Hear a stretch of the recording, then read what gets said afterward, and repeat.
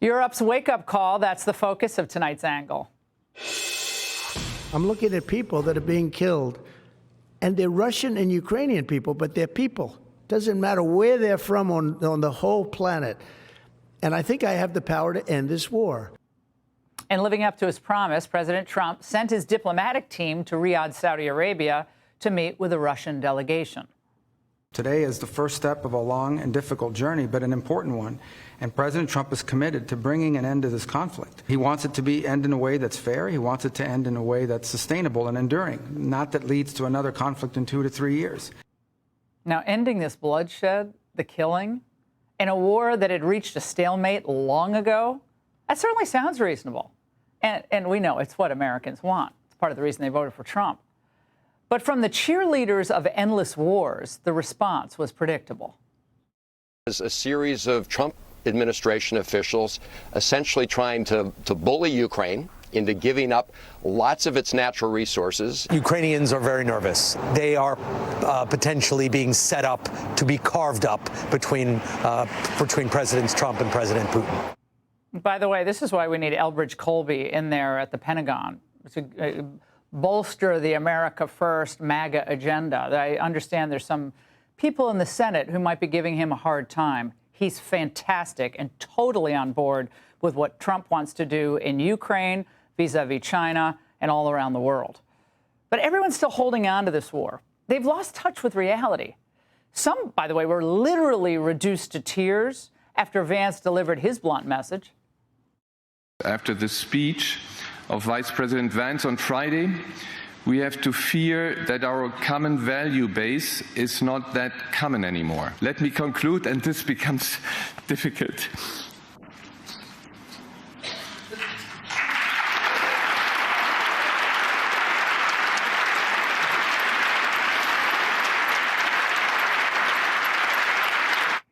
Only the Europeans would clap for tears.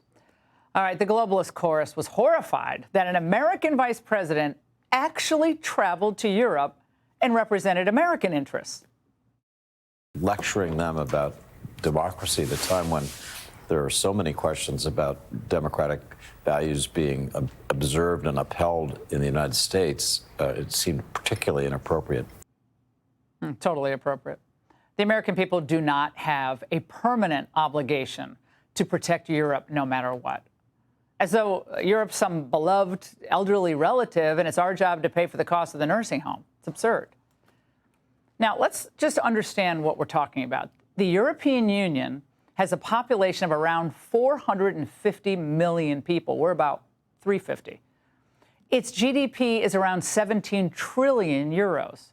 Last year, the EU's trade surplus in goods with the U.S. was a staggering $235 billion. And you might not know this, but EU companies own $2.4 trillion worth of assets in this country. And as the UK learned when it tried to leave the EU, the Europeans can play hardball in negotiations when they want to. So the notion that they're unable to defend themselves in a dangerous world or that they're helpless without the support of the United States, it is ridiculous.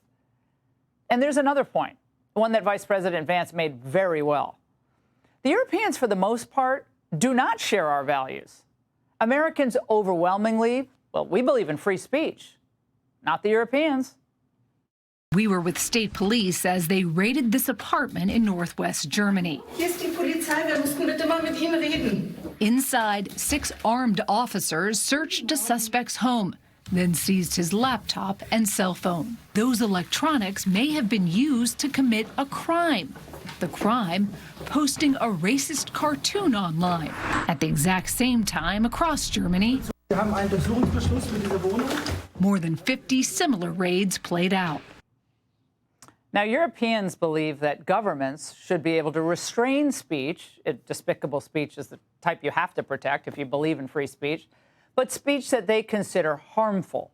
We're going to dive more into this later on in the show. And Americans, by the way, overwhelmingly believe that voters should have a major say in policymaking, but the Europeans are comfortable with systems that exclude certain parties from the policymaking process, no matter how many votes they get. Americans believe in the right to bear arms, that it's sacrosanct, in fact, not Europeans. And we worry about the economic risks of terrible climate policies. But the Europeans, well, they'll embrace those policies even if it drives them into economic ruin. You know, we have major interests in Asia and are extremely worried, we Americans, about the rise of China. Europeans, they're not worried.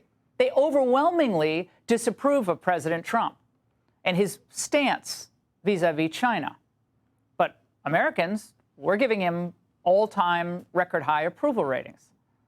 Now, none of this means that we should completely ignore Europe or that we're destined to have serious conflicts with the Europeans. No, not at all. Our differences, by the way, are not new. The Europeans haven't liked any Republican, I don't think, since Eisenhower. Remember the wave of no nukes, anti-Reagan protests in Germany in the 80s? I do. But of course, the Europeans gave Barack Obama the Nobel Peace Prize, mainly because he wasn't President George W. Bush. And of course, that's their right. But we won our independence from a European country almost 250 years ago, and we're not going to give it up anytime soon. So here's how this is going to go down. We're going to fix things here at home. As part of that effort, we're going to be cutting expenditures in Europe, and that's okay. We're going to have to cut a lot of federal spending to begin turning things around. And the Europeans will be fine. They've defended themselves for thousands of years, and they haven't forgotten how. And sometimes we'll agree with Europe. Sometimes we won't, and that's okay too. For 30 years, a lot of people in D.C. pretended that there was such a thing as an international world order, that we're all part of it, living in harmony together. But they were wrong. The world is now and always has been a dangerous place where people who want to be free must have the willingness and the ability to defend that freedom.